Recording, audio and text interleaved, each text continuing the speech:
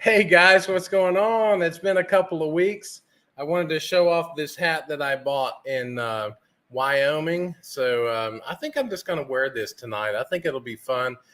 Takes me back to just some better times. So we did have a great time. We flew into Jackson Hole, Wyoming, and I've never been there. I've never been to Wyoming or South Dakota before. So that was really fun. And so flew into Jackson Hole, got to see the Grand Tetons, which are just magnificent. I think what I'm going to do is post some videos or pictures and videos out on my Instagram account because it's a lot easier for me to get them there. And so if you're interested in seeing those, just follow me on Instagram. The link's in the comments to this video. So, feel free to do that. And but boy, they were so incredibly beautiful. And then we went from there to Yellowstone. And I had no idea that Yellowstone was a volcano. And so there was some really cool features about Yellowstone. All of this too is like 8,000, 8,500 feet above sea level, which was there, here in Alabama, we're probably 800 feet above sea level. So, it was still cold. There was still snow on the ground, and it was quite an adventure. So we went from there, crossed over this mountain range into South Dakota, saw the Badlands. We saw the Minuteman missile site. We saw one of the things that I've always wanted to see, or at least as long as I can remember, is Mount Rushmore. So we got to see that. We got to see the Crazy Horse sculpture as well, which is also made out of a mountain. And they've had Crazy Horse. They've been working on that for 76 years, I think. 76 years, and it is still nowhere near done. It is huge. So anyway, if you get a chance to go to Wyoming, South Dakota, it is well worth it. We had a great time, and I'm just glad to be back with you guys. So let's take some time and kind of walk through some things. I've missed you guys. And so let's see who else here. So we got Pat. Yeah, I am glad to be back. I did have a great vacation, my friend. It is good to be back. And if you'll notice, I don't have the same. I've got a little bit of sinus stuff going on, but I didn't really feel that good on the last one. So I went back and watched a little bit of it. And I looked to be pretty well drained. So I'm just glad to be back. So. All right, so Slammer 6789 is in the house. We got John J, and the gang is all here, absolutely. So John's got a few comments here. Let's see. It has been a while since we've been together. It's been 2 weeks. 2 weeks, exactly. So, yeah, good point, John. Russ has got his live stream at 8 o'clock Central Time. And so normally I'm a 7:30 guy, but because I looked out there and saw, I watched one of his videos or maybe his last live stream, and he had mentioned maybe setting up one on Monday. So I went and checked his channel. And since he had one at 8, I went ahead and made mine at 7. So hopefully we will be able to kind of roll right into Russ and his Dapper Dividends live stream. Clayton Maherg is in the house. Good to see you. I did have a great trip. Let's see. Pat is talking to Pat's talking to John Jay, but also Pat is wanting to know, what do I think of Simply Safe Dividends? Simply Safe Dividends is an app. I like it a lot. It's pretty expensive. I don't remember off the top of my head how much it is on an annual basis, but it's relatively expensive, but I find it to be well run. I think it's well laid out. As a matter of fact, it's what I typically will go to if I hear about a company and I just want to do a quick flyby to see what's going on with that company. Simply Safe Dividends is laid out so well that I can just go in, look at the charts that they have, and see if it's something that I'm interested in digging in further. So I like Simply Safe Dividends a lot. It is one of my go-tos. I have 4 or 5 apps that I use, and it is one of my go-tos. Michael Swami is in the house. Hey, Michael, what's happening, my friend? Greg is here. Thanks. Welcome back, he says. Don't leave for this long ever again. And, I appreciate that. And but I did have a great time. And then we have Oscar in the house. It's good to see you, my friend. Wow. X to the who, X to the what. And I think I got that backwards. X Dividend Dad is in the house. So welcome, my friend. So let's go ahead and get going with the topic at hand. And I will share this with you guys. Oh, that's not good. Let's do that one. Yeah, let's do that one. I'll take X Dividend Dad off. So we had a question that came in on the questions for Kevin tab that's inside the Discord. If you're not a member of the Discord, you can follow the link in the comments below. It's free to join. Would love to have you there. There's a channel in there that I use just for questions. What questions do you guys have? And then I can give you my thoughts and opinion on that. And, it is worth exactly how much you paid for it. So just keep that in mind.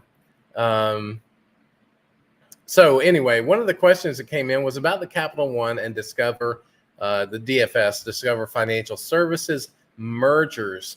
Now, if you guys don't know a lot about mergers, let me just kind of give you a couple of quick tips. Mergers typically happen when there is synergy. So synergy is defined as 1 + 1 is more than 2. So if you put one company and another company together, you want them to, let me go ahead and, since I'm just talking, I'm just going to do that. You want them to come together and not just be 1 + 1. You want them to be more than 2. And so because of that, there's typically always a premium that is paid by the acquiring company. And even in a merger, there's going to be, sometimes you'll hear the term merger of equals, but there will be a company that survives that. So it'll be, a merger, but there will be a merger that swallows up another company. So there will be one company that survives, one company that no longer survives. And the company that survives wants to pay a price for the other company that is going to be worthwhile for them long term. So if they can get enough synergy to pay the premium, it's worth it.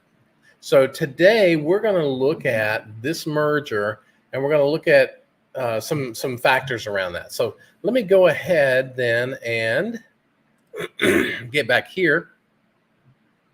You guys like my hat? I think it looks pretty cool, actually.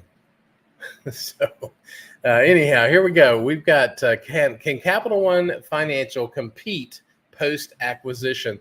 So this is from Tom. Tom was in the Discord. He put this question for Kevin out there. And Tom also, since he's orange, is one of my supporters. So if you're interested in doing that, go to the app called Buy Me a Coffee. You can see all about that there. So Tom, I appreciate that. That is, it means more to me than you know. So Tom says, hi, hope you're going live tonight. This was actually on 5/20. It was last week. I thought we were going to be back last week, late on Monday, but it didn't happen. We had flight issues, and we ended up spending the night in Atlanta before we got back. So we got back on Tuesday, but, still it was good. So, yeah, we were still out gallivanting around. He's got a question, and he says that he owns DFS, which is Discover Financial Services. It's been brought or proposed to be brought by COF, which is Capital One Financial. Bought, not brought. Legal maneuvering aside, I'd prefer to keep DFS as it is, but I was wondering if you had any thoughts on how Capital One may be able to compete with Visa and MasterCard now that they add Discover's payment operations. I will probably continue to hold since the terms seem really good on the transition. Thanks in advance. So, Tom, that's a great question. And I thought not only would we just talk about Capital One and Discover, but maybe just to talk about mergers and acquisitions because they are a little bit difficult at times. So we have Discover Financial looks to be acquired by Capital One for $35 billion. That's with a B. And it's to be precise, it's actually 35.3 billion. So let's move forward and talk about what synergies could there be? What competitive advantages could happen with this merger? And in my opinion, there are two. And one of those is this integrated payment network. And we're going to talk about that here in a second. But there's also a digital banking piece to this that I think adds some synergy as well. So in my opinion, there's really two competitive advantages that the surviving company, Capital One Financial, will end up having. So let's move on. So we've got Discover. These are some facts that I didn't know until I looked deeper into this. But the Discover network is in over 200 countries. It is they have 70 million merchants hooked up to this. They have 1.8 million global ATMs that offer a cash access. They have over 305 million cardholders, and they have 550 billion plus in spend around the world. So that's a pretty big network. So what Capital One says is owning a network provides the benefits of vertical integration. So vertical integration is when a company tries to buy its own supply chain, right? So yeah, I won't get too deep into that, but that's vertical integration. Horizontal is when you have a company like GE where there's just a bunch of disparate industries. But when you have a vertical integration, you have somebody from seed to nuts, right? It's really, they want to have a vertical, they want to own the whole piece of the pie. So they deal more with, there's a lot of synergies that they're talking about related to this payment network. So let's go into some numbers here. These are kind of fun. I didn't want to read all that anyway. So the total network volume, I found this to be interesting. This all came from Capital One's slide deck related to the merger announcement. So total network volume, this is US only, there is $6.8 trillion. That's with a T, trillion, that flows through the Visa network. So if you have a Visa card in your pocket, you are part of that $6.8 trillion that flows across the Visa network. Now, the Visa network is the way to get from the merchant to the bank, which or entity that holds your card, that actually has the interface with you, and you're paying your bill every month or whatever. Or maybe you're not paying it, I don't know. But so $6.8 trillion for Visa, $2.8 trillion for MasterCard. You can see there's a pretty big difference here. Visa is by far the largest. American Express is about 1.4 trillion, and Discover is sitting down around 550 million. So of the top four, Discover is pretty far behind the pack, but by 2027, Capital One wants to divert about $175 billion from its current network, which is most likely some combination of Visa and MasterCard, and they're going to switch that over into Discover. So I would expect that by 2027, we should see at least $725 billion flowing through the Visa network. That is synergy, right? So if you got they're paying, let's just talk about that for a second. they're paying Visa and MasterCard, they being Capital One, to process their payments, to have it go on their network. Now they're going to own, Capital One's going to own a network. It is going to then use its own network to run its payments through. They no longer now have to pay that. They will actually own a network that will do that. I think that's a huge synergy for Capital One Financial. So let's look at credit card purchase volume. You've got Capital One is around 600. I'm sorry, let's stop there. Integrated payment network. These are the numbers for that. I think it's a huge synergy. I think it is brilliant. If I were Capital One, I would have done the same thing. So it tells me a lot about their management team. I have not listened to any of their calls or anything, so I don't know their management team, but it makes a lot of sense from a strategic perspective.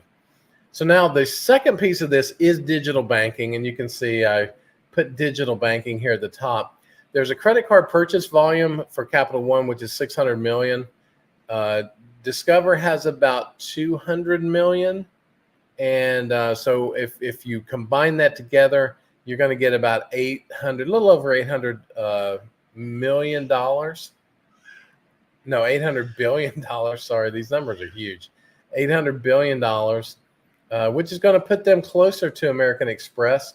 They also have credit card loans. And if you put those together, they're going to move, they're going to be like number one in credit card loans. So in the digital banking section, they're going to do pretty well.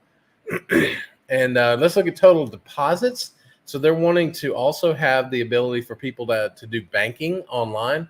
And so if you look at this, Capital One Financial is down around 348. Discover is around 109 billion. So in total, when you add it together, you're over $450 billion.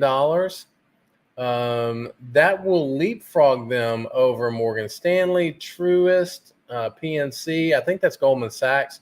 And then almost to where they are on equivalent with US Bank, which is the largest non-national bank. So I think this also adds a lot of synergy to the transaction. So here's some takeaways. I know you guys are probably tired of hearing me ramble on. You want me to get to your questions. I get that, but this is a pretty interesting thing. So some of the takeaways, the structure of the transaction is Capital One, and you'll want to understand when you look at a merger or an acquisition, the structure of the deal. Is there cash involved? Is it all stock? Is it all cash? You want to see how they're financing the deal. In this particular case, Capital One is issuing 1.0192 shares. It's a fixed exchange ratio. That means that regardless of the stock price, those are the shares that are going to be transferred. And it is a 100% stock deal. The implied transaction value is almost $140. And believe it or not, it's still about that today. It's a little higher, actually, maybe a little over $140, but not 141, but it's just somewhere in that $140 range. And that's the 35.3 billion. There is a 26.6% premium that Capital One is paying Discover shareholders because of the synergy. So the question we want to ask is that premium adequate? So here's some takeaways. Significant synergy, acquiring the payment network provides opportunity for Capital One to retain the payment processing fee. So instead of paying MasterCard, instead of paying Visa, they're going to be able to retain that in-house. They're increasing the scale of their digital banking business. I think we don't want to lose sight of that. And I personally have not determined whether the $35 billion price tag is prudent, but I want to leave that up to you because I'm not here to tell you what stocks to buy or not to buy, but to help educate. And the last thing is the most significant risk is regulatory approval. I looked online today. I think the shares are trading in the 123 to 125 range. This the implied transaction value is 140. That means that investors aren't quite sure this thing's going to go through. So there's still some money on the table. If you wanted to get into this transaction, I would get in on the Discover, the DFS side, because there's still some room from 123, 124 to 140 range to get some gain out of this. But if it doesn't go through, then the stock most likely goes back down to where it was originally, which is around the 110 range. All right, so I did a little quick math here, and you can see here the offer is 35.3 billion. Hopefully you can see that. The premium is 26.6 billion, 26.6%. That means that there's $9.4 billion in synergies. Is the deal going to cover all of that and premium? And what they said in their slides was they were going to get some expense reductions for 1.5 billion. That's per year. They're going to get some network reductions of 1.2 billion per year. So they've identified $2.7 billion in synergy. Net of tax, that's around 2.2 billion, which is about 4.3 year payback, which is not terrible. That's not a terrible thing. But the thing they say they don't know is, or they haven't modeled, is how much revenue would come to them. So they've got about a 9% margin on their revenue. So if they got another, 90, billion, or no, another, let's say every $10 billion would be about $1 billion in margin. So if they got, 20 to $30 billion of additional revenue because of this new company, you're there. And so the question is, are they going to get that? I don't know. It's very possible, but I don't know enough about it to be able to say, yeah, this is a slam dunk deal. There's also some deal expenses of 2.8 billion. Don't lose sight of that. So the total deal, they're going to pay Discover shareholders 35.3 billion, but there's going to be an additional 2.8 billion in fees and the bankers and things like that. So the total deal is going to be a $38 billion deal.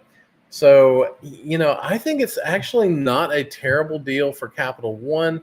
I don't know how the regulatory process is going to work out. Hopefully it'll work for them.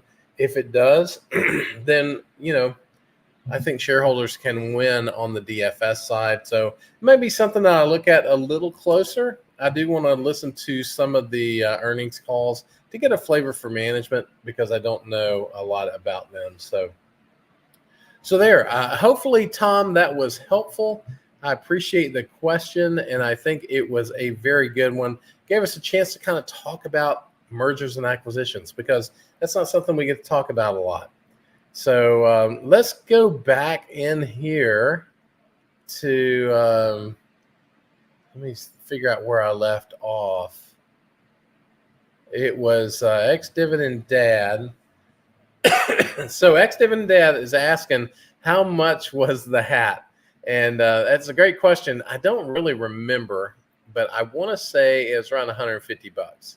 So I was looking at a particular hat, and I wanted a hat that I could wear here in Alabama on the farm when you're out feeding the chickens and it's raining or whatever, and you just need a hat, right? So I asked the lady at the desk. I said, and it was kind of a felt-looking hat. I said, what if this thing gets wet? And she was like, well, it can get wet, but not too wet.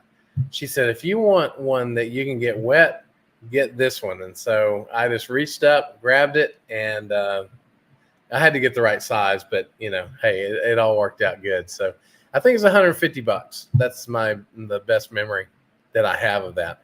Tutomi, welcome back from your vacation, Kevin. Thanks. I'm glad you're here tonight, my friend.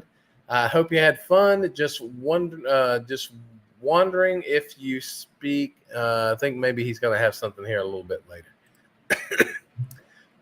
Here is some value. This is John J. for the group. If you received over $1,500 of taxable ordinary dividends, You must report these dividends on Schedule B 1040. Um, and I don't know if yeah. So if you're in the U.S., then you do have the tax implication of dividends, and they can either be qualified or non-qualified, and they are reported out on Schedule. I thought it's Schedule B. I think that's right. It's interest and dividends. Yeah, it's the capital gains that are on Schedule D. But you know, let's see, interest and ordinary dividends. If you receive dividends in significant amounts, you may be subject to the net investment income tax. Yes, I am, and may have to pay estimated tax to avoid a penalty. Yeah, that is true. All of that is true, and it's a blast. Taxes are a blast. So Totomi says about Whirlpool, start getting worried about their dividend payout. So yeah, I think I am there with you, Totomi. I'm actually working on, and I'm going to do a video probably not tomorrow, but probably Wednesday. I'm going to get back into doing some edited videos, and one of those is going to be about something that I'm working on in the portfolio, because one of the things that we struggle with as investors, I struggle with it, everybody struggles with it, is bias. And I've, listening to some of my friends even on their videos. I won't name them because I might do it in the edited video, but I'm just listening to some videos, and some of them are my friends, some of them are they don't know me at all, but they have, I can just see it. I can see the bias. It's a lot easier to see bias in someone else than to see it in yourself. So I'm putting together a way that I can help look at bias inside my portfolio. And in the process of doing that, there are two stocks that have come to my attention that maybe I had bias on.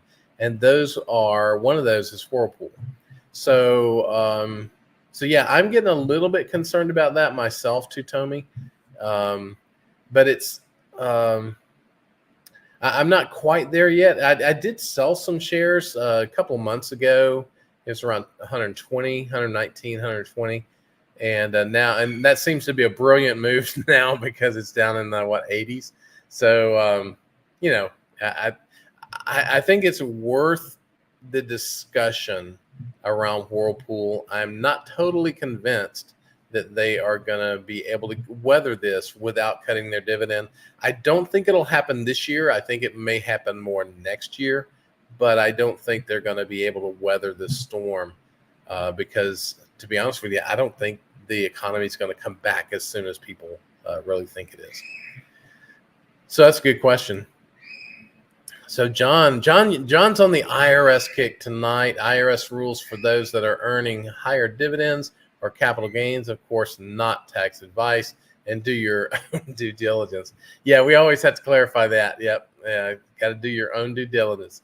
Michael, Discover is one of the many things that Sears and Roebuck brought into the world. Yeah, that's right. And then one of my MBA classes, I wish I could remember his name. I had a professor in a couple of classes who was the HR vice president for the old Sears and Roebuck. And so anyway, it was kind of fun to talk about because at that time it had already split out. Discover became its own company. Looks like they may not be their own company moving forward. But yeah, you're right. Sears and Roebuck, Craftsman Tools, which is now owned by Stanley Black & Decker, was also one of those things that Sears brought into the world. And so, Sears and Roebuck was a great company. They had a great magazine. And those who didn't have, running water and had outhouses behind their house sometimes would utilize the Sears and Roebuck catalog for their needs out there. So I don't know how we got on that. Tutomi, different sides saying different things about, I think it's Whirlpool, WHR. payout ratio. I don't know. I don't know that I've seen much about that, but it's not pretty. No matter how you look at it, it's not a pretty sight. The question is whether it's already dropped so far that there's no downside left, right? So that's what I've got to kind of consider in my portfolio is whether I was just too late and I just need to hold on to it and wait for the world to change. I'm not really sure. Discovers one of the many things that I think that got duplicated. Let's see. In February 2024, Capital One, this is John J. Capital One Financial Services agreed. All right. We already talked about that. And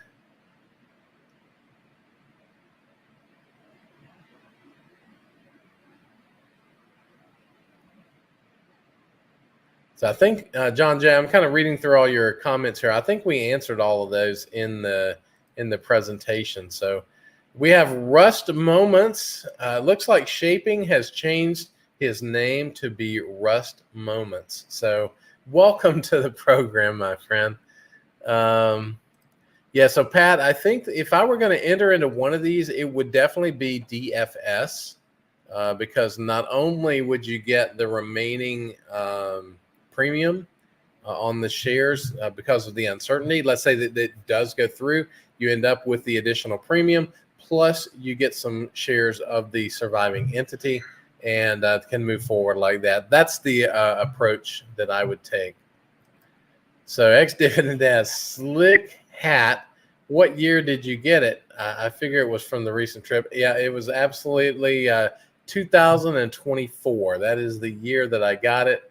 And so I've worn it on the trip, and it's actually really good because the older I get, the less sun that I need, and so it kind of keeps everything hidden. Michael says to tickle the like button. I would appreciate that. That lets people know that there's good stuff in here. So. Oh, okay. Tutomi, can't wait for your video on Whirlpool. Yeah, I think I'm going to do an overall video on what I've been looking at and how I've been looking at my portfolio. Hopefully that will help spur some thinking on your own. And then I'm going to talk about individual stocks within my portfolio, ones that I consider buys, ones that I consider hold, ones that I consider sells. And then there's also going to be some that are not in my portfolio. And so you'll see kind of how all of that works. So it's been kind of fun. It's taken some time, but I think it's turned out to be pretty good. Yeah. John Jay says $1 billion here and $1 billion there for DFS and Capital One who, oh, well, that's right. Fast Eddie is in the house. He misses Sears. Sears was a great store. They just couldn't make a go of it. Yeah, the Warner Brothers merger. Yeah, you're right, John Jay. That did not go so well. Let's see. Sears was good till it didn't keep up with the times. Okay. Oh, yeah. Michael says here, Sears also had die-hard batteries. I forgot about those. When I was a young lad, we would watch television and there would be a commercial that would come on and there would be this die-hard battery. They left it in the, South America. They left it at the South Pole or Antarctica for, some number of months. And then it just cranked right up. So it was a pretty good commercial. Let's see. Was there anything else? So Craftsman. Yeah, we got that road handler tires. I don't remember those. The Wish Book. Yeah, that's what the catalog was called. Yeah, going through and circling about 60,000 items. That is right. Original Sears. Yeah. All right. Let's see. All right. So Lowe's bought the Craftsman brand. I think Stanley Black & Decker owns the Craftsman brand. I think they own, they own Black & Decker. Stanley Black & Decker owns Stanley. They own Black & Decker, but I think their primary is DeWalt and then they also own Craftsman. So they got Stanley has Stanley Black and Decker has a lot of good brands. So I tell you what, we are now gonna roll into maybe looking at some stocks here. So let's do this.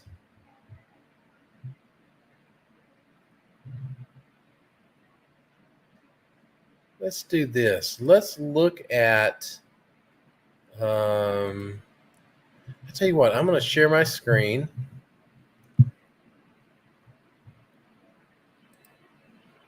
I'm going to share screen window. I'm going to hit this right here. Okay, world of dividends. Yeah, so Michael looked it up, and Stanley Black and Decker owns Craftsman, so that is correct. All right, so let's look at some of the dividends in the world. But the main thing I want to look at here, let me get back to where I can drive here. I wanted to look at Visa, because we looked at Discover. So Visa has a 99 safety rating. It's only got a dividend yield of 0.76%. So it's pretty low in the dividend. Let's see what its 5-year growth is.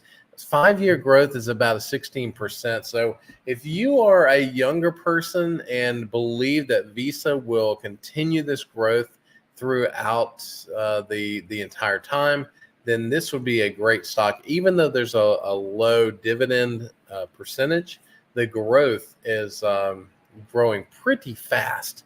And at 16%, it probably would catch up to, a slower growing. It depends on the numbers, but you're probably talking 15 to 18 years. So if you've got that long, at least, Visa might be something to take a look at. However, Capital One might be kind of overtaking some of that.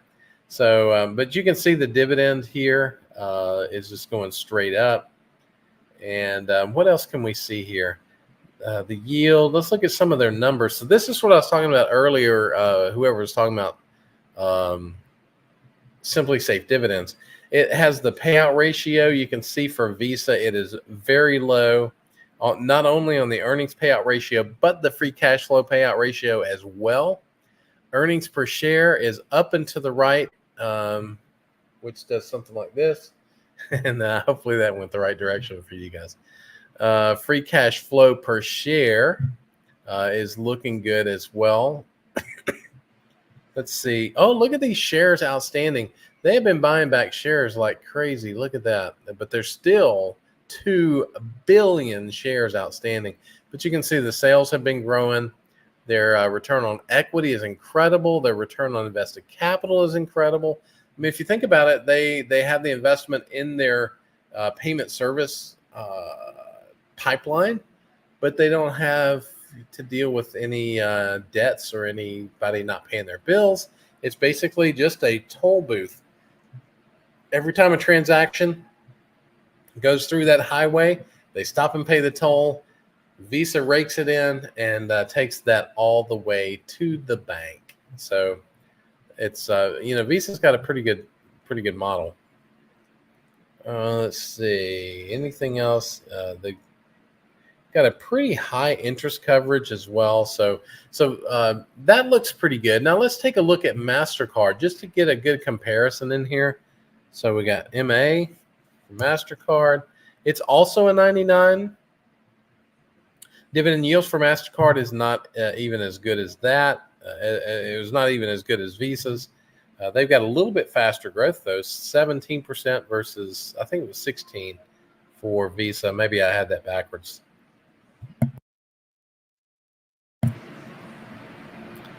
And then in terms of, let's look at, wow, look at this. Their PE ratio is 30. That's pretty high.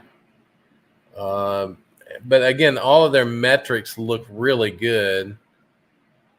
So their shares are also getting paid back. They've only got 941 million shares. So MasterCard's a lot smaller company, but they have a lot fewer revenues. return on equity. Look at that invested capital. That return on invested capital looks really good. And interest coverage is not too bad. So, I think Visa and MasterCard are really good dividend growth companies. But they may be, I can't wait to get this video out because there's some thoughts I have around that, but it won't make sense unless you hear the video. So look forward to that video. That'll actually make me get it out as well. So any other companies you guys want to look at tonight? We've got about 19 minutes before we go over to Mr. Russ Knopf. And John Jay's got a good question here. I took myself off the stage. He's got a good question here. What business won't be here 5, 10, 15 years from now? Yeah, that's a good question, because think about this also in terms of AI. So when we're looking at AI, and there's another company that I'm thinking of that I'm going to put in these next videos that I'm looking at from an AI perspective, but it's a little different than what anybody else is really talking about. So I wanted to share that with you guys as well. So I've been doing a lot of research and I want to share all that with you, but it's just too much to try to get here on the live stream. So what businesses won't be here 5, 10, 15 years from now? I think AI is probably going to put some companies in distress. I don't know who they are. But I think as we're looking at what companies we're going to invest in, we have to look at their, their moat, right? We have to look at whether they have strategic competitive advantage so that they can continue making net profits for some period of, let's say, 20 years in the future. So that's kind of the way I look at stocks. And that's why I like Morningstar so well, is because that lines up a lot with them. Let's see. Pat's asking, is there a credit card ETF? I'm not aware of one, but it doesn't mean that one doesn't exist. If you guys know of one, put it down here in the comments, because I think that's, you're really talking about 4 companies, mainly 4 companies, and that's, Visa, MasterCard, American Express, and Discover. So I don't know that there would be one. It would just be, 4 stocks, to my knowledge. So, oh, wow. We got Greg in the house. He says that iPay is a credit card ETF. Let's take a look at iPay. I've never heard of that. Let's see what they hold. IPAY, Amplify Mobile Payments ETF. Let's see if they'll tell us.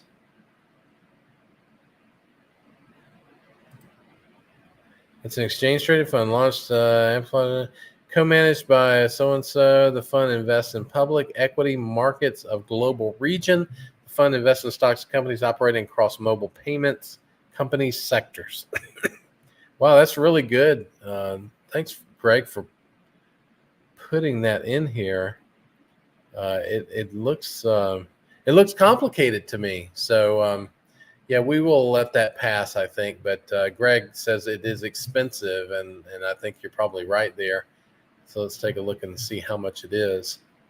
It's got a dividend yield of 0.08%, and it's trading for about $48. So yeah, it might be worth looking into. I'm not really sure. So let's move on to one other stock here. And Oscar's asking about CME. So let me see. I think I know what that is, but the CME group. Yeah, I think it's the old Chicago Mercantile Exchange, and they rebranded it as CME Group. I used to own this, actually. 96 is their dividend safety score, dividend yield of 2.14. Let's kind of work through. I'll move your comment off of here, Oscar, so we can see everything. So they basically have the options and futures along that Chicago Board of Exchange, CBOE, I think is the name of it. And they have a lot of proprietary data around all of the trades and the pricing around what those futures should be. So that kind of gives them their strategic competitive advantage. Let's see, they reaffirmed their 96 and payout ratio. Let's just go on down here to some of the data. They've got a 9% per year dividend growth. Over the last 20 years, it's 19%. So that's pretty good. The latest was 4.5%. You can see that they are pretty much up and to the right. They've just grown it to from 110 or $1.10 to $1.15. One of the reasons I got into them was because of their special payout. You can see that in January we got a special payout of $5.25 per share, which is pretty big. So it's a nice dividend. Let's see, what else do we have here? Their payout ratio is about 47%. This 47% includes, I believe, no, I'm not going to say that. I don't know if it's got the special dividend in or not. Anyway, I would have to do the math on it. Let's see, earnings per share. So we can do the math here. So $9.74. And if they do a dividend of $4.30, $4.60 per share, because they pay $1.15 per quarter, multiply that by 4, you get $4.60 plus $5.25. So that gives you about $9.85. So that is almost 100%. So that kind of is one of the reasons I got a little bit, I don't know, a little nervous about that is they were pretty much paying out their entire earnings and free cash flow. So I would rather see them keep some of that and invest it in future growth. Let's see, anything else? They've been issuing some shares. The return on invested capital is not lighting the world on fire. It's at 10%. So that's not incredibly strong. And interest coverage, though, looks really good. So, and net debt to capital looks incredible. So those are my thoughts on CME. Oscar, I owned them for a while and decided to move on because there's just some numbers like the return on invested capital and things like that just didn't really line up with what I wanted. Michael's got some thoughts here. Electric generators benefit from AI, cloud, and crypto miners. Yeah, definitely crypto miners. And yeah, so I think that makes sense. So Tutomi wants to know, do I understand why VST is still going straight up? This is my biggest gain on one company, but now I'm considering selling. My cost is $24. Not sure what to do, sell or hold. Let me look that up. I'm going to go ahead and get that back on here. So VST is the ticker, and I will give you my thoughts, man. I don't. It's Vistra. I'm not familiar with them. It's a utility company. I even said I was going to look this up and didn't. It's an independent power producer. Let's look it up in. I'm going to go to. This is Tip Ranks. So any of the software that I use, I have not added the fast graphs in, but I do have an affiliate agreement with Tip Ranks. I've got an affiliate agreement with Seeking Alpha, also with Fast Graphs. I don't have one with Morningstar, and I don't have one with Simply Safe Dividends. So, but if you're interested in any of those and you're going to buy those, there's usually a discount related to the link that I have in this video. It doesn't cost you anymore. It actually gives you a discount, and it does pass some money toward this program. So we will obviously love that. So Vistra Energy is we've got 7 analysts that are rating it a buy. So they're still at a buy. There's a 16.75% downside though to their forecast. So if you average all of those 7 analyst prices that they think they're going to be in a year, they're thinking to be 85. It's currently trading for 102.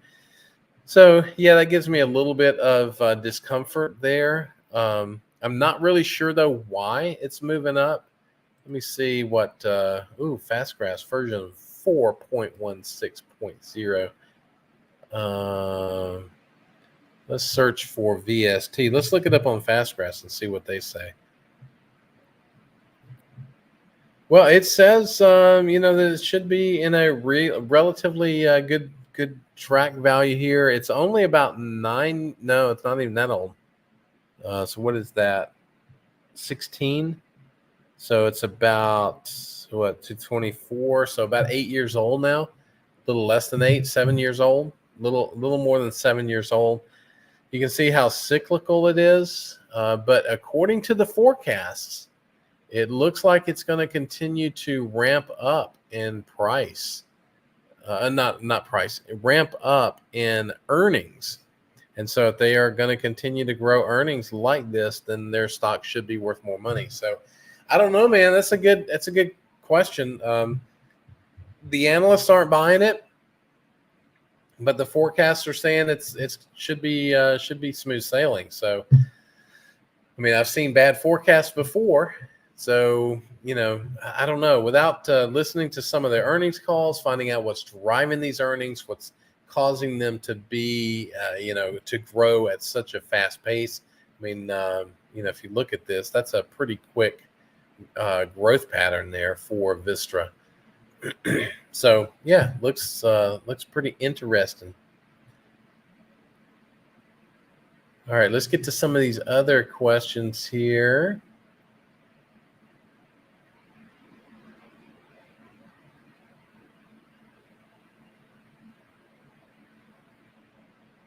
Okay, we've got one here on MAA. So let's take a look at that. What is MAA? MA is MasterCard. So let's look at MAA. Oh, Mid-America Apartments. That's a REIT. I did look at them at one time. And let's take a look at them. I think Simply Safe Dividends is probably, again, the best place to start with them. So let's go MAA. So they are a 97 dividend safety rating. So it's actually pretty safe. They're at a 4.41% dividend yield. They have been growing the dividend. Let's see what and over the last 5 years, that's at a 9% clip. So, just the numbers themselves look pretty good. Let's move down to the financials. The adjusted FFO payout ratio is really good for a REIT. And let's see if there's anything else in here that's kind of cool. Sales are growing. Return on invested capital is around 6%. Normally, I like that to be higher, but REITs and utilities really struggle in return on invested capital because of their business model. So I think 6 is actually not too bad, not too shabby. And net debt to capital looks really good. Interest coverage looks good. So, Mid-America MAA looks pretty good. I mean, if you're looking for, let's take a look at, before we make a conclusion, let's go here to Fastgraphs. And you can see that, this automatically moves it to adjusted FFO. And you can see that it's in a relatively good price area. So, yeah, John, I wouldn't be opposed to that at all. If it's something that you're looking for your portfolio, if it fits a niche for you, it looks to be a pretty safe business. Looks to be priced, relatively well. Let me see what the what my friends here at Morningstar say about it. See what the fair value is. And they have a Q, which means it's means that they basically calculate it. So I don't really trust these. It says 152, which may be appropriate. I don't know, but that's a quantitative model is what that Q stands for, and they don't have a human that's actually validating and verifying and making sense of all of that data. So I tend to take those Q ratings or Q values with a grain of salt. But I like it. I don't see any issues with it. So hopefully, John, that was helpful. So Fast Eddie says to sell. I think he's talking about VST. He says sell enough to make your money back and then hold the rest. That's basically you're playing with the house's money at that point. That could be possible as well. So Tutomi says, I think he was thinking of selling his investment and holding the rest. And I think that's a pretty good approach. So, yeah, I don't think that's a bad approach at all. So let me think. Anything else for the good of the cause? I don't think so. I'm going to go ahead and take that down. Take Tutomi's comment off. So I'm just excited to be back. We are. I've had a lot of grass to cut. As you know, I've got about 14 acres here, and so I got a lot of grass to cut. So I've cut a lot of that and taken care of a lot of the things I needed to get taken care of after being gone for 10 days, 2 weeks. So glad to have all of that kind of behind me now, and looking forward to doing these edited videos. So be on the lookout. Put a bolo out. Been watching NCIS too much. Put a bolo out for those edited videos, and let me know. Give me some comments on that. For me, it's been very helpful, and I want to share it with you guys. And if it's helpful for you, that's awesome, because that's why I'm in this. It's not for any other reason than to just share what I'm learning. So, and then I think the hat's going to be a constant for me. I've enjoyed wearing it. Plus, it's got to get broken in. So, what better time to wear it than when I'm on the broadcast? So, with that, we've got about 2 minutes before Russ comes on. So let's switch over. I'm going to go ahead and end the stream now. It gives you a couple of minutes to refresh your drink, and then switch over to Russ. So thanks for joining me tonight, guys. I'm super stoked to be back. And there's not going to be a song to go out with tonight because I got into a little copyright trouble with the one I was using. So I'm going to have to kind of revisit that and come at that from a different angle. So with that, I'm just going to go ahead and end the stream, and I will see you guys on the next edited video and also next Monday night. So have a great week, everybody.